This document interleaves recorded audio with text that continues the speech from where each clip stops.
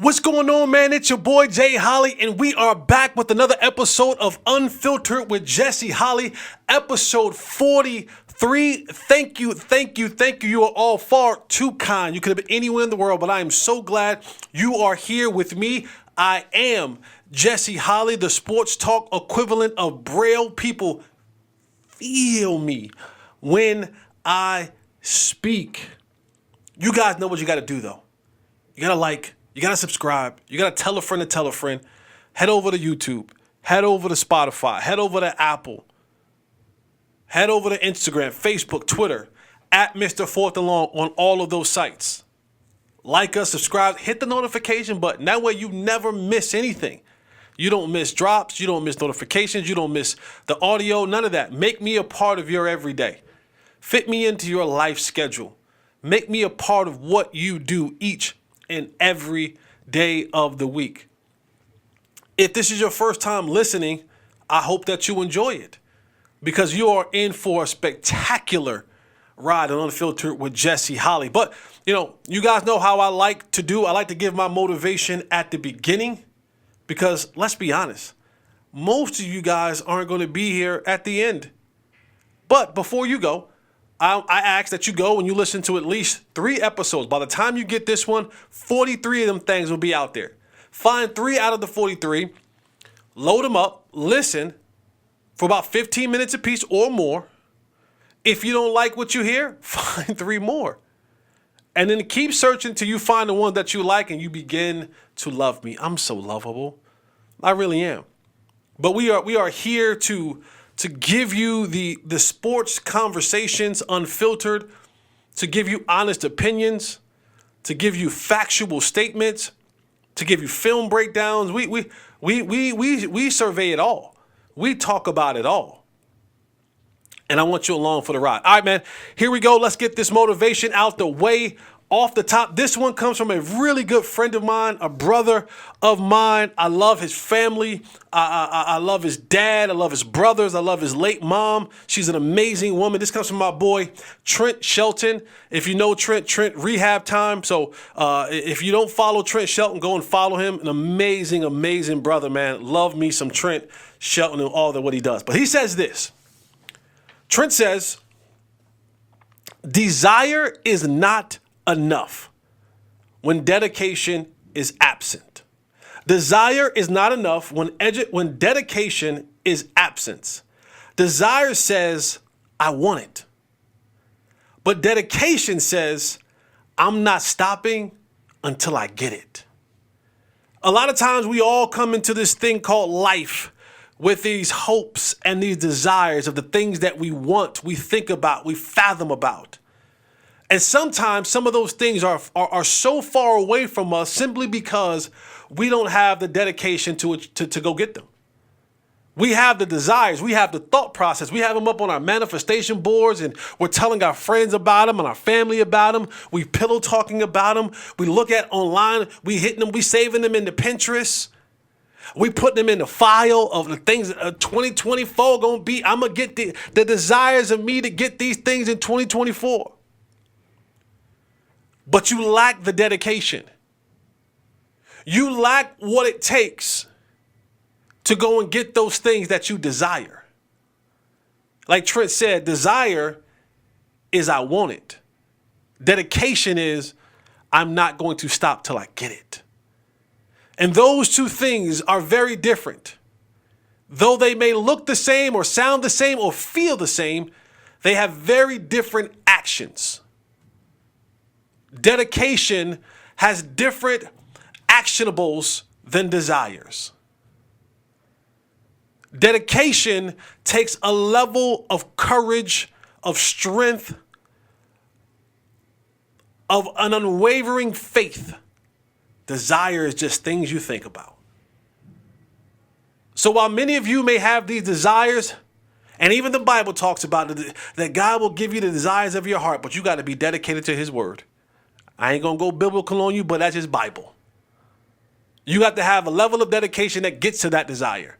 Your dedication has to be built to the relationship. And from there, you get the desires of your heart. You don't get the desires of your heart for nothing. No, there has to be a level of dedication that's there. The dedication is the key that opens up the doors and let those desires flow freely. So make sure that everything that you have on your boards, in your mind, and your hearts, saved to your Pinterest tabs, written on the back of that napkin, stuck to the mirror, or is in the car, whatever it may be, in your journal, that the dedication matches. And maybe that's your prayer. Maybe your prayer is, Lord, or whatever God that you believe in, I believe in Jesus Christ. So I'm going to say, Lord, help me gain a better understanding of dedication that allows me to get the desires of my heart. All right, man, let's get into this sport thing. It's Eagles week. It's Cowboys Eagles week. And if you need any motivation for Cowboys Eagle, football ain't a thing for you. I remember during my playing days, and this goes all the way back to, to Little League, to Pop Warner, to rec basketball. There were certain games where a coach didn't have to speak. When I was playing rec league basketball, when Linden played Roselle, when Roselle played Linden, our coach ain't need to pump us up. We knew what that was about. We knew those kids knew us. 8th grade basketball, 6th, 7th, 8th grade basketball, you played Linden. Coach didn't need to get on you about coming to practice or what you had to do in that game. That's Linden Roselle. Come on. And then when I got into high school, it was your crosstown rival, Roselle Park or Roselle Catholic. But really, it was Hillside and Roselle.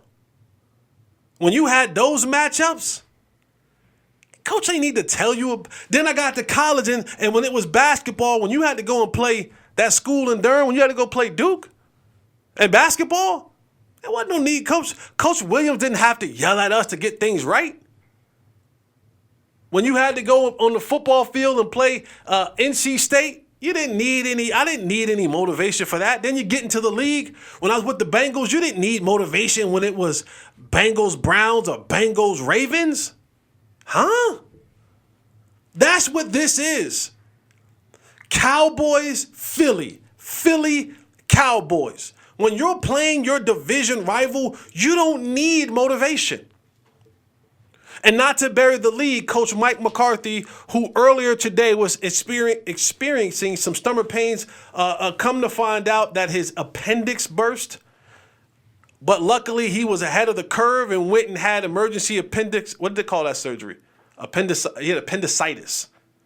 He had appendicitis and he wouldn't have an appendix surgery. I don't know what they call the surgery. I'm no doctor. I did stay in a Holiday Inn one time, or Motel 6, or whatever it was. But appendicitis, he had the surgery today. He's to be in good spirits. The Cowboys proceed. What is it called? I can't even pronounce it. Then don't worry about it. Appendectomy. Yeah, appendectomy. The appendix is gone. They packed the appendix up. It's out of there.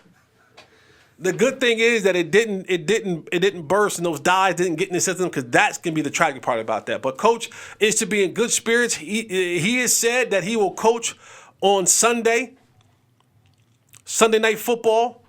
But today practices were ran by the coordinators, so that would be Brian Schottenheimer, that would be Bones Fossil, and that would be Dan Quinn. Dan Quinn is one of those guys who has head coaching experience, has been a head coach in the National Football League. But honestly, and Tank Lawrence said this, Tank said, shout out to COVID. Because when COVID happens, you're able to, when it happened, you were able to function on a different playing field. You were able to do things virtually. You were able to make the shifts and the moves. And so when situations came up like this, you were able to get back to where you needed to get back to and however you need to get there. But Mike McCarthy wasn't at practice. And honestly, I'm going to be honest with y'all, Mike is not really needed at practice. Like, I know, I get it. He's a play caller. But most of the time, the game plan, it's discussed with all the coaches, but it's the assistants who put the game plan together, right? It's the assistants who get the cut-ups and the breakdowns. each week to the players' hand, and they're the ones who are repping it with the players. Mike is the CEO, and of course, when he's in there with the offense, he's putting the offensive plays down. But Mike Solari deals with the offensive line, and Prince deals with, I think it's Prince, the receivers, and everybody's dealt with their position coaches. So Mike McCarthy not being at practice today is not necessarily a bad thing. It's a thing, but it's not a bad thing. You don't need your head coach at practice every single day. You can go a day or two without him, because at week 14, practice routine is already in. You know when you come out, pre-practice, you're going to stretch, you're going to do your warm-ups, you're going to do pat and go, you're going to do your individual drill, and then you'll be able to get into your series of practices, right? On Wednesday, which is a padded practice day, you might work on 1st and 10 stuff, right? Tomorrow you'll work on some second down stuff, some red zone stuff. Then on Friday you'll work on some goal line stuff, and so all that stuff is already systematically put in place. Everything flows like clockwork in the practice when your coach is not there. So him not being there is not a sound the alarms. You hope that he's okay. Our thoughts and prayers are with Coach, and that he comes out on the other side of this and able to get back to doing what we love doing, coaching football. But this is a huge week, man. We know with the Cowboys and the Eagles last game, 28-23, the Cowboys lost to the Philadelphia Eagles in Philadelphia. The Cowboys at home, they are rolling with a 14-game home winning streak. When they get at home, they cook. And this is so massive in the fact that the Cowboys win this game. They are now tied with Philadelphia for the division lead. Now that this is also the part where the Cowboys really get into the gauntlet part of their season, like for real. Because you'll go Philadelphia, you'll go Philadelphia, you go Buffalo, Miami, Detroit. I don't know if Buffalo's going to be a playoff team, but other teams will be playoff teams. Detroit, of course, is in the NFC, so you want to make sure that that's a seeding type game. Of course, in your division is Philadelphia. You want to make sure that's done well. But the Cowboys still have everything they want in front of them. You can continue to hope and pray that the Philadelphia may fall off for another game, but if you go out and win, you've positioned yourself for an opportunity. For an opportunity to win the division. But coming into this game, the thing that the Cowboys have to be better at. Philadelphia just came off a whooping, just like the Cowboys, got a whooping from the Niners. I told y'all already how I feel about the Niners. When whole, when healthy, there is not a better football team on God's green earth. And that is including the Kansas City Chiefs, the Baltimore Ravens, and whoever the hell else you want to put in that conversation. Those dudes in Santa Clara are different. They are. But Philadelphia just came off a butt whooping, and they're going to be motivated. They're going to be motivated as well. But the Cowboys should take from what they did the last game. Dak Prescott was absolutely electric. 375 yards. CeeDee Lamb, 191 yards on 11 catches in that game. Jake Ferguson had 91 yards in that game. They were doing some things. Dak was sacked 5 times in that game. That was the game that that is the game that Terrence Steele did not want to watch film the next day. Because they got to a point in time where they just picked on him. But that game, to me, and most of you, some of you, not all of you, but most of you, a lot of you, will go back and say, well, the refs. I don't get into that conversation. Never have, never will. But the one thing that stood out to me in that game was the discipline. Over 10 penalties. And the Cowboys and the Seahawks, you saw that in that game, the two most penalized teams in the league. 1 and 2. The Cowboys have to be better. This is the type of game when you play someone who is equal to or greater than you, you can't make the mental mistakes. And if anything cost the Cowboys that game in Philly, it was the mental mistakes. It was being on the 2-yard line, having a false start. I believe it was a delay of game. Then it was 2 sacks. And then now you're standing there at the 26-yard line. You were 2 yards away from scoring a touchdown and you backed yourself up. Your quarterback is running for the end zone steps out of bounds. Gotta be better than that. Your tight end receiving one-on-one on fourth down situations, make sure that you get deeper than where you need to go, deeper than the sticks, deeper than the goal line. Because if the pass brings you forward, if the guy's on your back and you have to come and meet the ball, now you've given up the leverage of where you actually needed to be. If you're at the mark, you go past the mark, especially on fourth downs. Touchdown wiped off the board. And the plethora of penalties on both sides of the ball for the Cowboys. And that's how you left the link in Philadelphia with an L. The absolute lack of discipline. And the main thing about discipline, the teams that are undisciplined football teams, it's either you coach it or you allow it. And a lot of times the Cowboys, I'm not saying that coach is coaching the undisciplined, but I am saying that he's allowed it. Because when you have these things, when you lead the league or in the tops of the league in penalties, that don't happen in 1 week, ladies and gentlemen. That don't happen in 2 weeks, ladies and gentlemen. That is a consistent course that is carried over week in and week out. And when you're playing the Jets, the Giants, twice, Washington's, twice, you will play them twice, the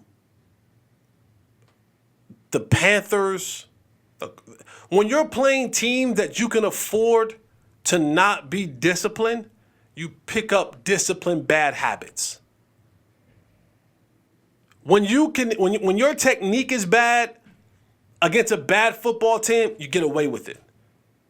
And so what ends up happening in your mind is it becomes, anytime you're not practicing good habits, you're practicing bad habits. And if you practice anything enough, it becomes routine.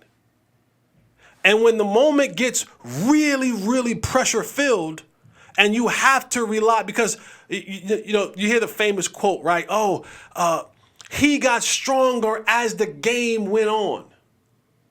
Well, that's physically not possible. It's not possible.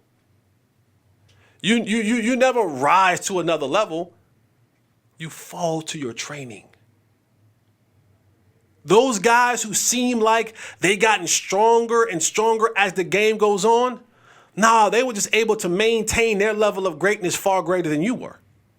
There was a dedication that was put in practice, in the offseason, OTAs, minicamp, training camp, that they were able to maintain a level of greatness far more than you could.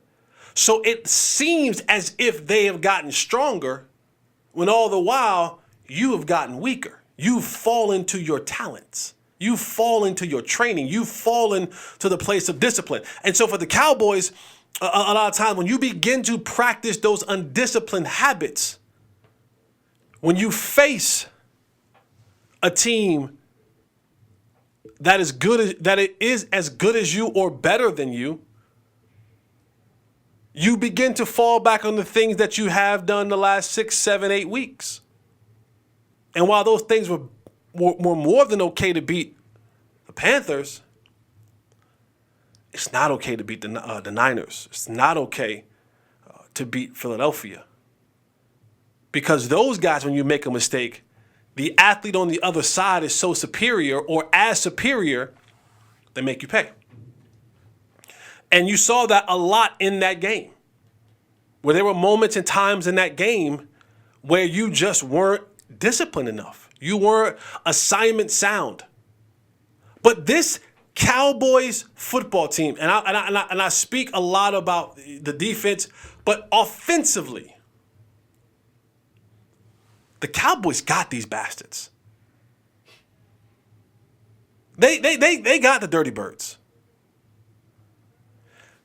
There is, and I don't care how much film you watch.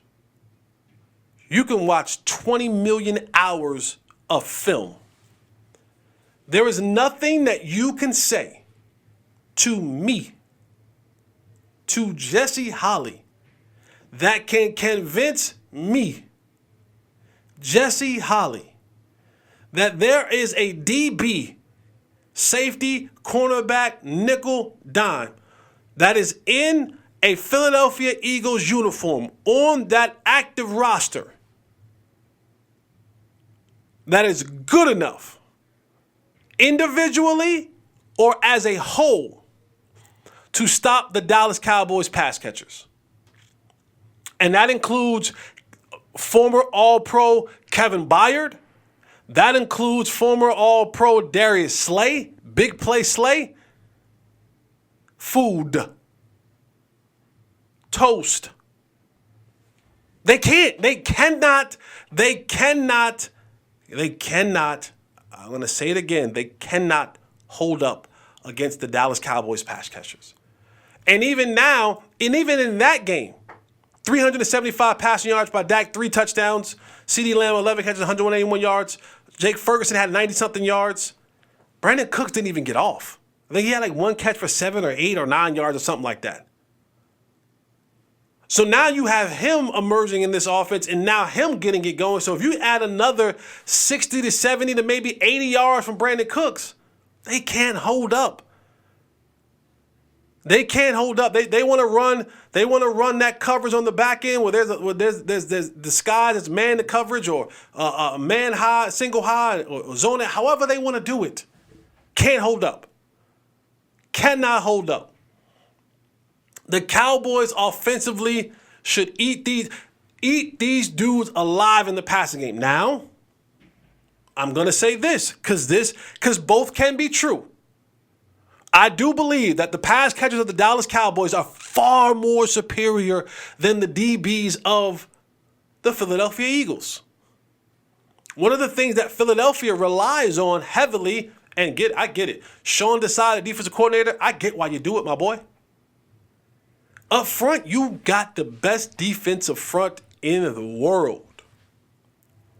But you talking about Jalen Carter, the baby Rhino, Jordan Davis, Fletcher Cox, Brandon Graham, Josh Sweat, Hassan Riddick, and you got that rotation going, the hope is that those guys can get to the quarterback, which then make the job of the back end a lot easier. The problem is the ball has been coming out so quick across the league that those guys haven't had the true opportunity at times because Sweat is amongst the tops in pressures. Same thing with Hassan Reddick, pressures. Jalen Carter, pressure up the middle.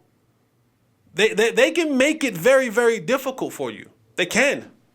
They can. And they did. They sacked Dak 5 times. Thank God he held on to the football. But they can make life very difficult. You're not going to run on them, unless you're the Niners, of course. But most teams, the last time we played Philadelphia at that time, they were only giving up 65 yards rushing per game. They just don't allow it. They're just too big, too strong, too physical, too fast, too athletic, too anticipatory. I mean, they're a good group. They get Zach Cunningham back this week from injury. Of course, they just signed Shaq Leonard. I don't know how much he's going to play in that game, if any. But this team, they want to be physical up front. They want to make it very difficult for your run game. They want to make it very difficult for your quarterback. But they didn't. The Cowboys' offensive line, and Terrence Steele had his moments where he just wasn't a good football player. Hassan Reddick can do that to you. He's a good player. And he can make life very difficult for you as an offensive lineman. But you got to get the ball out quick. Don't allow Hassan Reddick to work on Terrence Steele. Get it out quick. Get the design plays that the balls come out quick and you allow CD and Brandon Cooks and Tolbert and Ferg and all the other guys to get the ball in their hands and get yak. Because these DBs give up the ghost. They're going to give it up. It is there for the taking. Absolutely. The Cowboys have to look at this game as the season. Because if you don't win this game, you pretty much can rule out any opportunity of winning the division. And then now you'll only be worried about protecting the 5th seed. Because what you don't want to do, and I don't care what any of y'all say, what you don't want to do is you don't want to have that situation where you start sliding and now you got to go to Santa Clara to open up the season. You want to hold off as long as you possibly can to deal with those Niners. You do. In hopes that someone else has a great day and knock them off for you. I don't think it's happening, but anything's possible. But this is one of those games, man, where if you love football, not like football, but if you love the game, you want this matchup. You want this opportunity to showcase yourself, especially at home. The Cowboys are averaging over 40 points at home this season. Opponents have been averaging a little bit less, a little bit more, a little less than 20 points a game, around that average. This is a place where the Cowboys, and I don't even know if it's because the Cowboy fans make it a raucous place to play, or is it I don't know what it is. I don't believe it to be like, the Cowboys long hadn't had home field advantage. It's been a wine and cheese crowd, a corporate crowd for a long time. Jerry prices out the good fans. He makes it difficult for the hardworking man or woman or family to come to a game because of the price of the tickets, the price of parking, the price of food. You damn near gotta take out a loan to attend the Cowboys games, or sit way up there where Jerry can high five you on the way in his helicopter. That's how high you gotta sit, and those tickets be $200. You sitting right, you might as well sit in the living room with Jesus and the disciples at the table, watching the game way up there. But the Cowboys at home have been top notch. And that's another reason why you want to go out there and win this game, for the possibility that maybe, just maybe, if Philadelphia falls off, things happen, that we can get a first round bye, or we can get a home game or have home field advantage throughout the playoffs. Those things would be great, especially the way that you're playing at home. That would be phenomenal. I think it's still a long shot, but a shot nonetheless. Shoot or shoot. You miss 100% of the shots you don't take. I think Jordan and Gretzky and Michael Scott said that. But this is one of those games where if you're not up for this, Philly's going to be in town. Their fans are going to travel. They're going to travel. They always have a good crowd when they come here. The team's going to be ready. They got their butt whooped. They're going to show that. I hope. I think so. I think so. I think they're going to show a level of resiliency. If they are true to who they say they are, they have some championship pedigree in them, they're going to come and want to bounce back. And the only way to get that sour whooping taste out your mouth that you just took at the hands of the Niners is beat up on somebody else.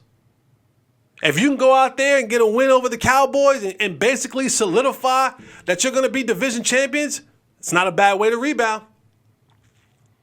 So the Cowboys have to meet and match and overtake the fourth that the Niners are going to be coming with.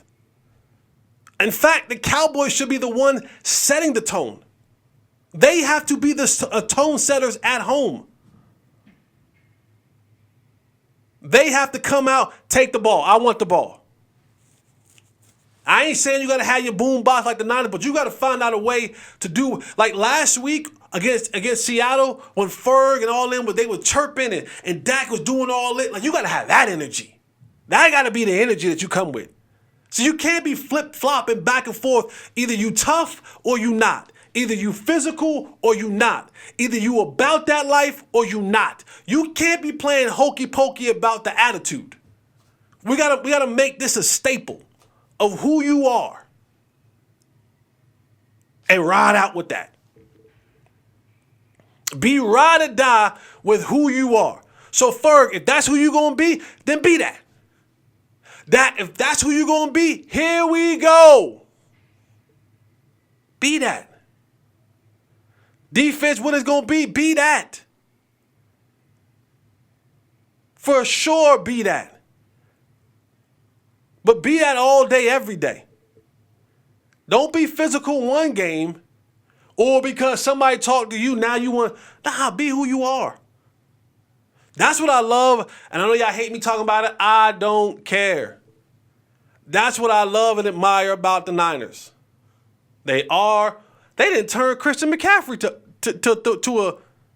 to a tough football player. I ain't saying he wasn't tough before, but he ain't this tough. That joker physical now. If you whistled his way in Carolina, he was out for 3 to 6 weeks. If you at Christian McCaffrey in Carolina, he was out on IR. He get to San Fran and he gets around Fred Warner and Greenlaw and Debo and Trent, and all of a sudden now, he a super gremlin. They converted McCaffrey into a super gremlin. He listened to the NBA young boy. I don't know none of the songs, but I ain't playing football. So the Cowboys have to come out there and be who they are from jump. You don't need no extra motivation. You don't need Michael Irvin on the big jumbotron doing a motivational speak. I don't need the Navy SEALs to come in and tell me about survival mode. I don't need all the exterior stuff to come in. And if this game don't get your attention, nothing will. And this game is an important game for the Cowboys to win, I believe, for the psyche. For the psyche of the team. And they right. We can't beat nobody that's good. Or, we can beat good football teams. And on top of that, this is a team, I believe, that if your plans of going to Vegas in February as one of the hosting teams of the Super Bowl and not a visitor of the event, got to see him again. Got to see him again. It's going that road is going to have to go through most likely probably Santa Clara or Philly and or both. So why not go ahead and punch him in the mouth now and let him know, I'll be back. I got some more of that for you. I gave you a little bit of this, but I got a little bit more for you when I come back. See you in a few weeks. In the words of Steve Smith Sr., ice up, son. Yeah, that has to be the motto. That has to be the motto. You can't leave out of there with you covering your eye towards them. Man, they jumped me. They ain't jumped you. Ain't nobody jumped you. You can't do that. You got to go out there and be victorious in this game. Cowboys, Eagles, Sunday, and it's Sunday Night Football. Everybody mother watching that Sunday Night Football. The world is watching. It'll probably be another one of those big viewed games as Cowboys seem to do anytime they play another really good opponent. So I'm psyched about that. Not really, because I hate doing the post-game show till 11, 12 o'clock, 1 o'clock in the morning. I'm asleep by that time. Tay is up. He up. I'm not up. He is up. Up. He's probably working on Unfiltered, though. So I'll give him a little bit of a pass. But he up. I'm not up. I'm in the REM sleep. Let me get that out there. Pause. I'm in the REM sleep. REM. As I close out Cowboy Eagles, Tank Lawrence, he has been nominated as the Walter Payton Man of the Year nominee for the Dallas Cowboys. He does great work in the community. Dak is a recipient, a winner. You'll see Dak on his jersey. He wears that Walter Payton symbol patch on his jersey. Tank is a nominee. 32 of them. Every team gets a nominee. And for the Cowboys this year is Tank Lawrence. So shout out to Tank and all that he does and his family does in the community. That's a big thing. It's a huge thing to do in the community. For those, I do have Holley's Helping Hands. For if those that know me, Holley's Helping Hands, you can go to my Twitter page at Mr. Fourth and Long. The link to donate is in the bio. If you're looking to donate, and I'll bring this up later on, if you're looking to donate, you can hit me up, email me. It's Holley's HOLLEYS helping HELPING hands HANDS at gmail.com. You send me that, you shoot me an email. From there, myself or somebody from the team will get back to you, shoot you the link for you can donate. And don't think you can't donate. 5, 10, 15, whatever you got. We put enough $5 together, we got something. I'm partnering up this year with Sharing Life. And I love Sharing Life because they do great things in the community. And so does Holley's Helping Hands, as well as Tank Lawrence and Company. All right, man, let's get around the sports. We're going all over the place. Baseball winter meetings. Called the winter meetings? Yeah. The winter meeting. What was it at? Nashville? Nashville. Tay was there. Went down to Nashville for the baseball winter meetings. And I think the biggest news there, I'm not diving all into everything that was happening down at the winter meetings. The big news, the 30,000 feet view news, is of course surrounded around Shohei Ohtani. The free agent pitcher, hitter, the reigning AL MVP, the unicorn of baseball. And while I believe, this is just me personally, I believe that Manfred and the optics around Major League Baseball, they just don't do a good enough job to me in highlighting their stars. This was supposed to be this. Remember when LeBron James was making the decision and he was a free agent? There wasn't a day that had went by that people weren't talking about the decision. There was a countdown to it.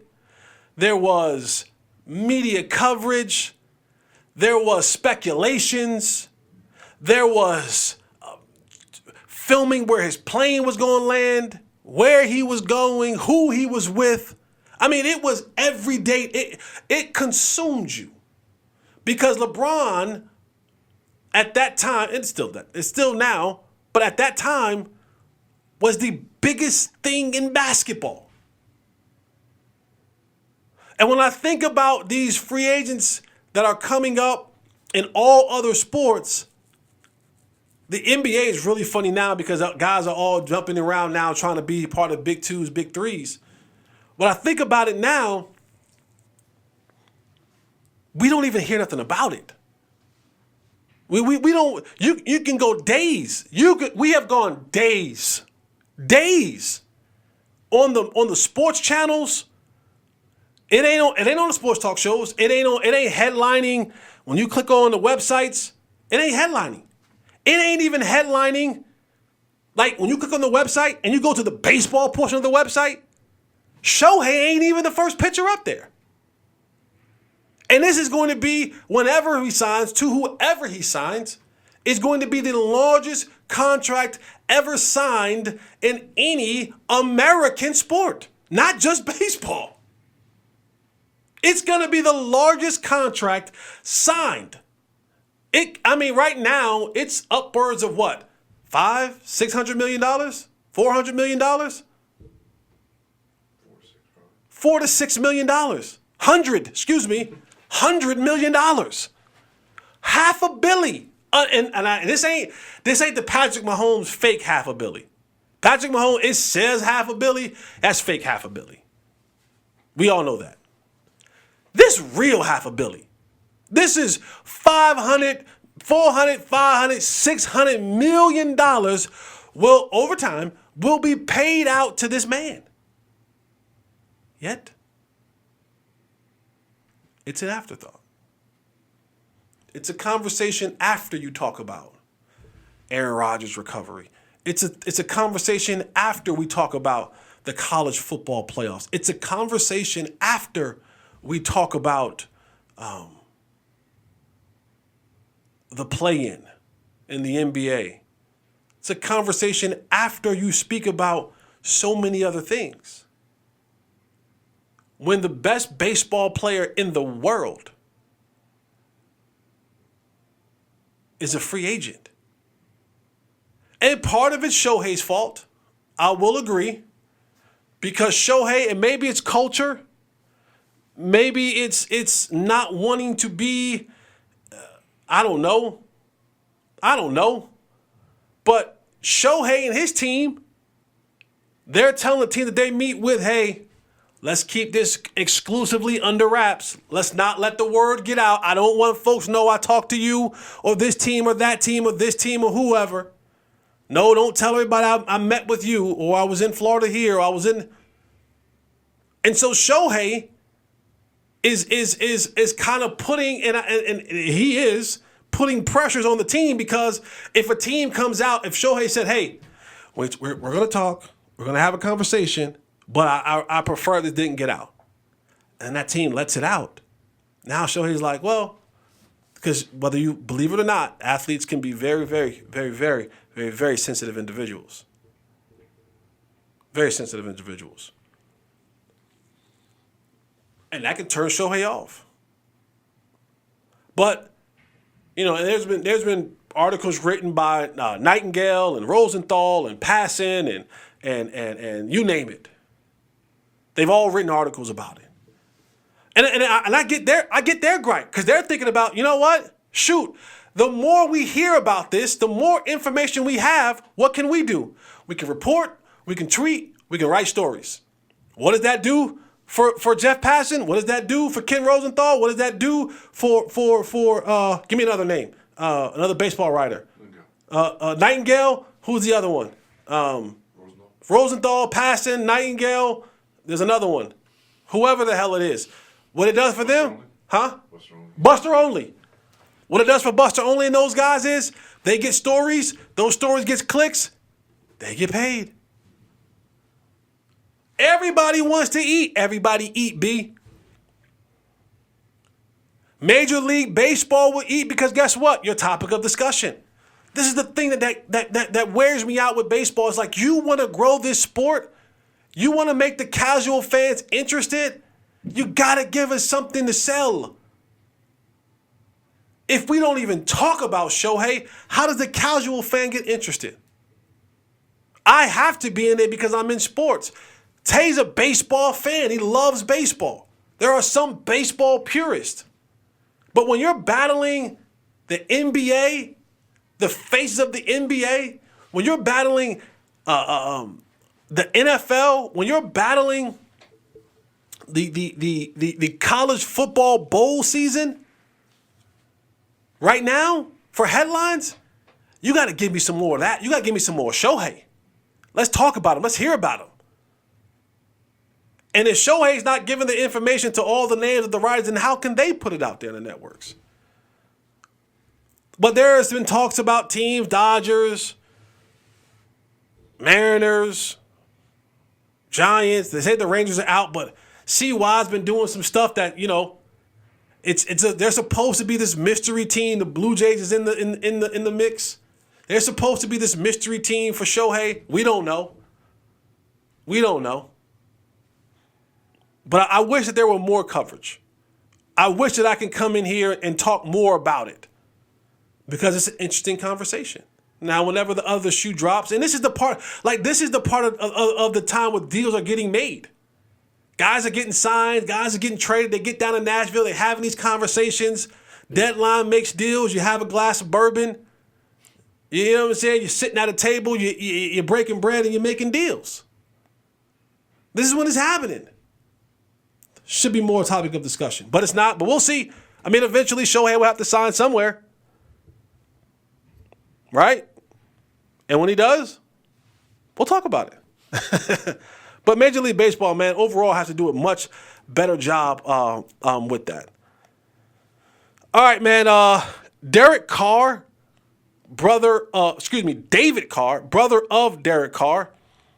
David Carr, now an analyst on NFL Network. He had some things to say. I'm not calling David Carr a racist. What I am going to say is, because I don't know if he is or not, what I am going to say that what he said, when you look at the history of black quarterbacks in the National Football League,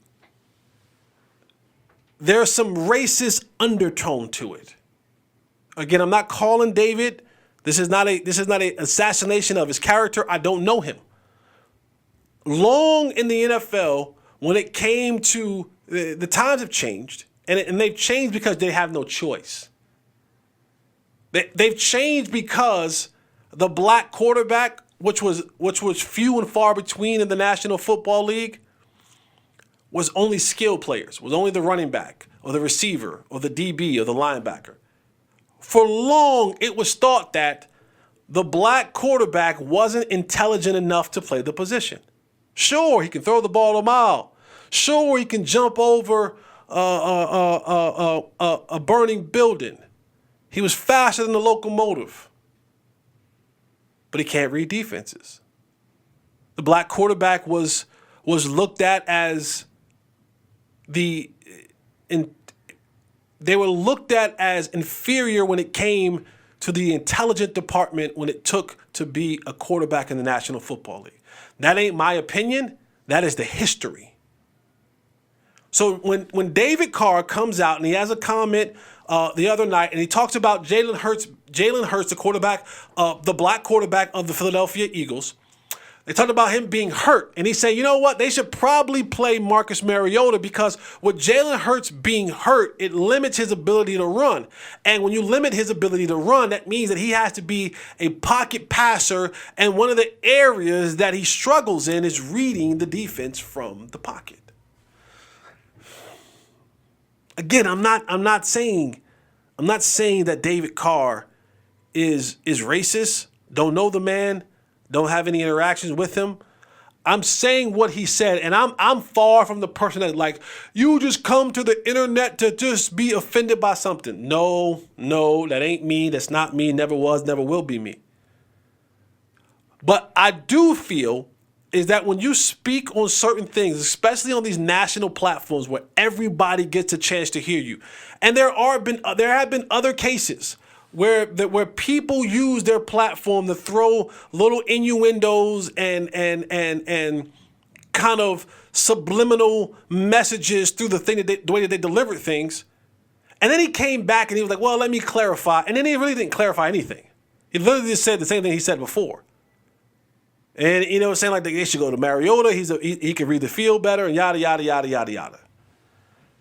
And so I do agree with David Carr in the sense of that there is something wrong physically with Jalen Hurts. He's hurting somewhere.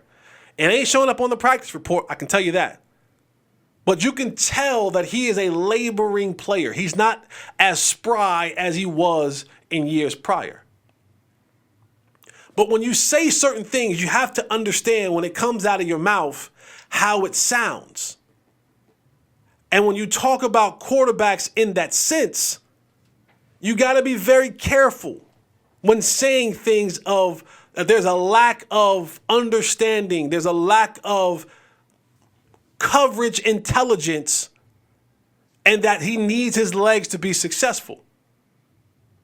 Again, I'm not saying that David Carr is racist. I'm saying when you look at the history of how many people who are still in the National Football League, whether it be coaches, owners, GMs, writers, have long looked at black quarterbacks in the sense of, sure, he could be my receiver, 100%.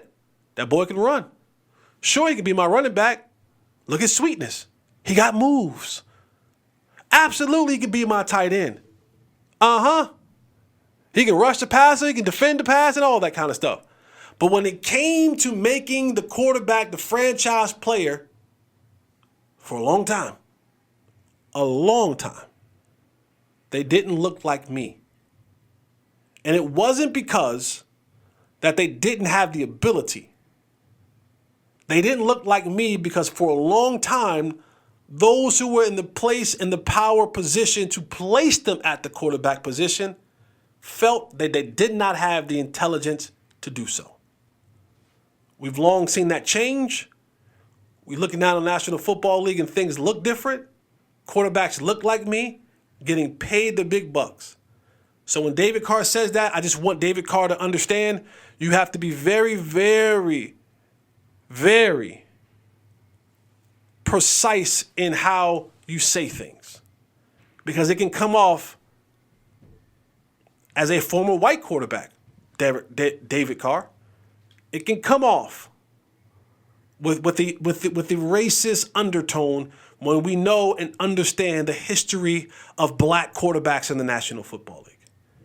Speaking of quarterback, the Jacksonville Jaguars all-world quarterback Trevor Lawrence got hurt in the game, Monday night game, in a loss to Jake Browning and the Bengals. His offensive lineman stepped on his ankle, high ankle sprain. He's at home, can't walk. Most people think, bring the cart out. I mean, hell, you're in Duval. There's more golf carts in Florida than it is people.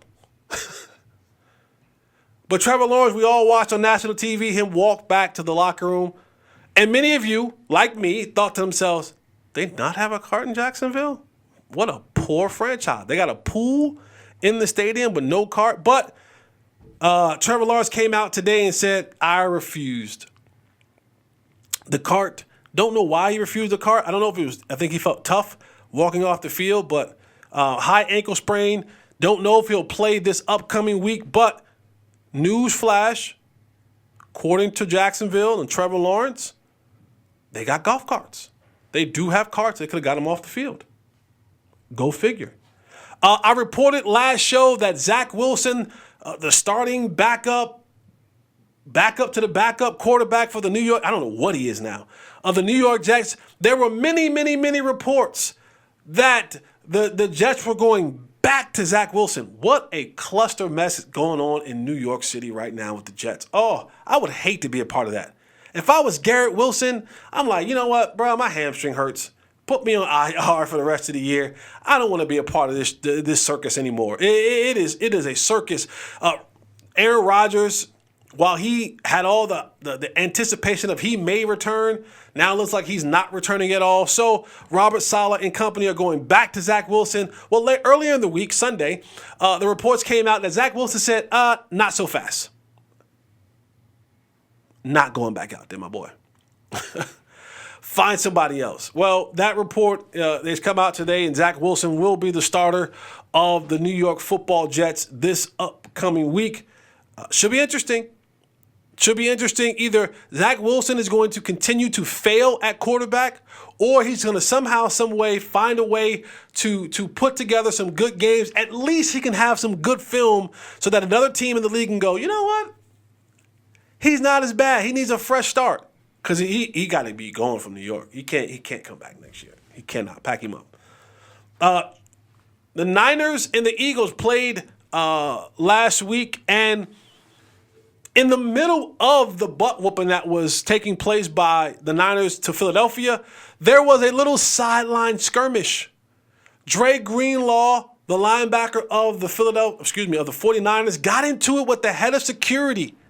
The head of security of the Philadelphia Eagles. And they went back and forth. Head of security put his hands on him, and Drake Greenlaw put his hands back in his face. Well, there's no beef there. They actually knew each other. Their apologies were made across the board. Dom, the security guard, and Drake Greenlaw, as well as John Lynch. Story comes out that they actually know each other. I don't know what the degree of which and how they know each other, but it's not as bad as we think it is. So they've dapped it up and cleaned it up, and now everything is hunky dory. I want to go to a weird story happening in the National Football League to a retired player in the National Football League. One of my former teammates, really good dude, really liked being his teammate at the time. TJ Houshmandzadeh.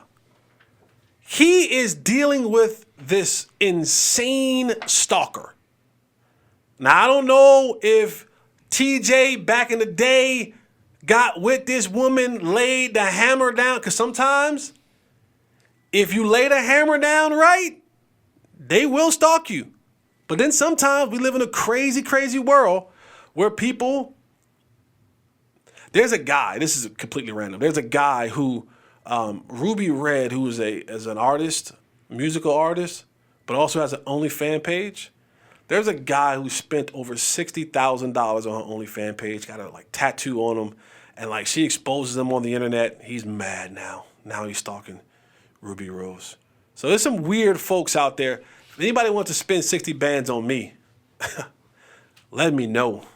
Let me know. I'll send you. No, I'm not. But anyway, TJ Houshmandzadeh, he files for a restraining order on this lady named Annette, who changed her name. She literally changed her name. Her first name is Annette Marie. She changed her name to Houshmandzadeh.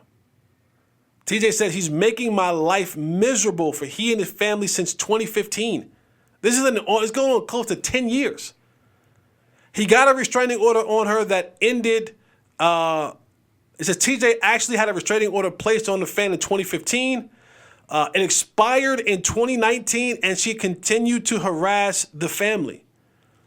The Cincinnati Bengals wideout says Annette used to go by Annette Selrick, but legally changed her surname to Houshmandzadeh after developing a bizarre and extreme obsession with TJ and his family. TJ claimed that the woman has been posing as the mother of his children online, making contact with his wife, also sending harassing emails and personal items to his home.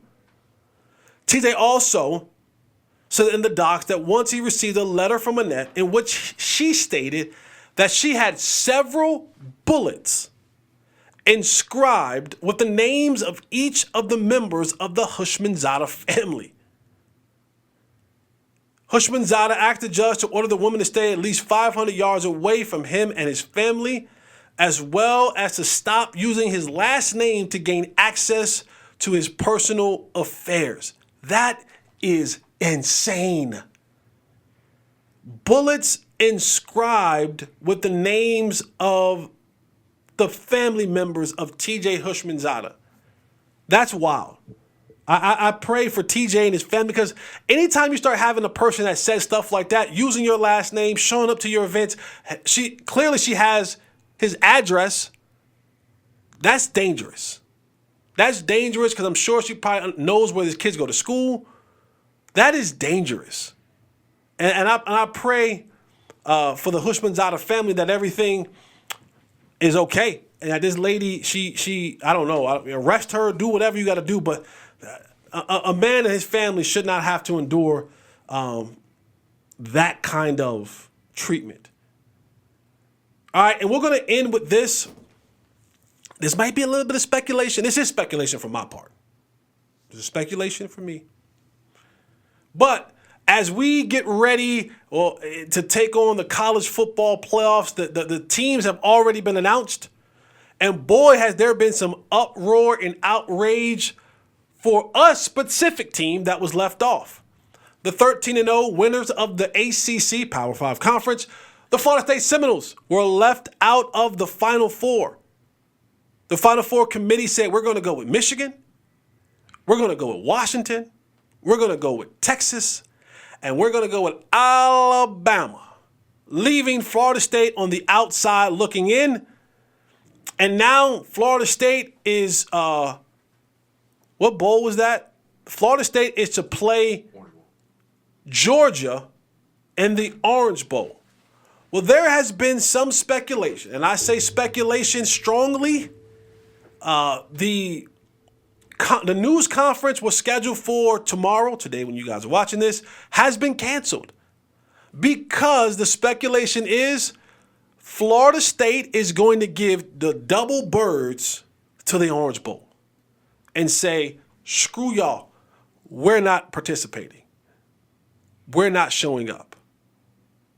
We're not going to be a part of some secondary thing when we deserved from record, from winning the conference, to be in the playoff picture. And if Florida State does that, because most of, if not all of, the especially the January 1st bowls, the big bowls, have already been filled. But if Florida State decides to continue this and actually do it, If I am the committee of the Orange Bowl, my first phone call is to Oregon. Now, Oregon is already in the bowl. They're going to play Liberty in the Fiesta Bowl. I had it pulled up. I don't know where it went. I believe it's the Fiesta Bowl. They're playing Liberty. But if I'm the committee, I call and I go, hey, Oregon, you want to come play Georgia? Now, Oregon may say, nah, we good. We good. And if I call Oregon and they say no, I hang up the phone and I pick up the phone and I call Notre Dame. I say, hey, Fighting Irish, do you guys want to come put your team on the national stage and play Georgia in the Orange Bowl? I know you guys are already in the bowl, but you're in the bowl in El Paso. Do you want to come play? If Notre Dame says no, I hang up the phone and I call LSU. I say, hey, baby, do y'all want to come play in the Orange Bowl? We need somebody to play against Georgia. LSU is in the SEC. LSU did not play Georgia this year.